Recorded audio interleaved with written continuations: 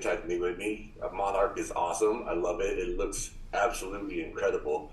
My first question for you, what is it about kaijus and giant monsters that you love, and how did that influence your work and creativity on the show? Yeah, I mean, it's. I think they can be sort of metaphors for fear, right? In a lot of ways, and whatever that is sort of, you know, is depends on what the story is that you're telling. But like the thing that Godzilla has historically been is these large existential fears that humanity has, and in our show it's sort of a little bit more personalized in a way. It's you know, what are the fears of our characters, and how does that become a metaphor for the monster, or how does the monster become a metaphor for that? It's an interesting way to frame these thematic ideas.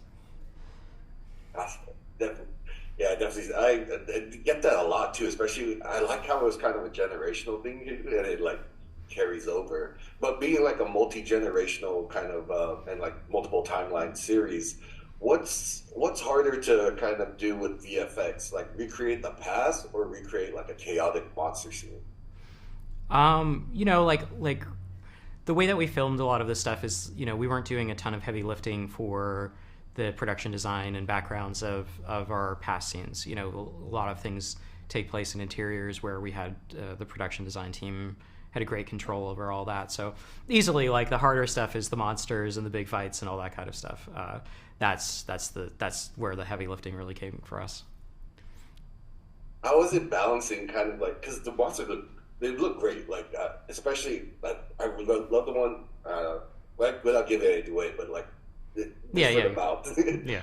um, uh, like how did like what was, or if you could just talk about kind of bringing that to life and how you like made it so like grounded and real, like it looks like it's, you know, it looks, how'd you make it look so good basically?